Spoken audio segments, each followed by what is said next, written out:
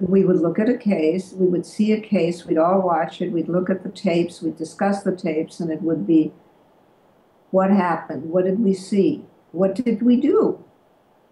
And so theory, research, it was all intertwined. It was an incredibly exciting time.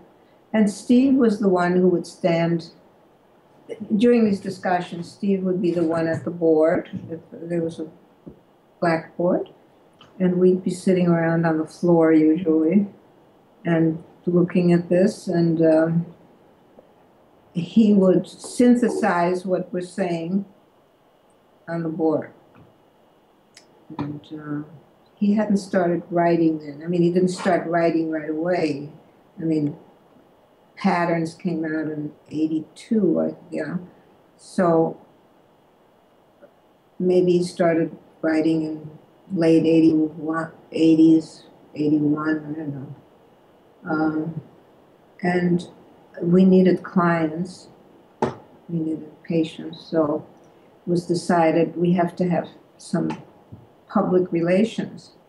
And I was elected to go out into the community and talk up what we're doing, that it's different, that it's unusual, it's brief.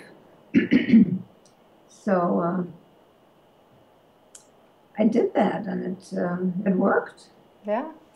Yeah, it worked. There were, and in those days, there was a lot of industry, excuse me, heavy industry still in Milwaukee. And there were big factories, and they had medical departments. And so I would ask to see the doctor or the nurse, because they would refer out. And I made contacts, and some of them worked very well. You know, some people ignored the situation and had their contacts already, but other people tried us out and started to send clients. And, none of us had a salary to begin with. We just started with getting a percentage of clients we brought, but it wasn't very long that we sort of, within a year, I think, everybody had a salary.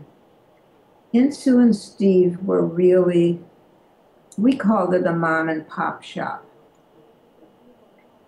They were they weren't the bosses, but it was their shop, okay? And that was understood, you know? I mean, there was decisions were made together, it's certainly at the beginning, but, you know, and then things divided up. We got students soon. Actually, Steve and Jim had a couple of students from the university for field placement, for practicum, before Marilyn and I ever got there. You know, when they first got the small office, they already took some students. And some of those students, Alex Molnar stayed on, and Alex was a professor of education at the university who wanted to become a family therapist, or to study family therapy as well. And very bright man, good researcher, and so he stayed on and did some research with Steve. One of the other women, a psychologist, she just practiced there, but she really wasn't part of, her name was Pat Bilkey. She really was never part of the creative team, the core team that would talk theory. And we experimented with whatever theory was new. We had, Steve started the Underground Railroad newsletter, and so we began to have contact with people all over. And so we learned about what Paul Dell was doing, it was just, you know, all different theories,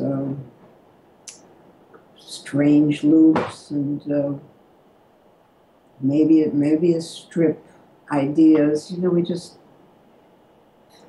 What do you think? Maybe if we look at that from that perspective of a maybe a strip, is that if we look at that from the perspective of a strange loop and whatever was being written about, I think we tried, but.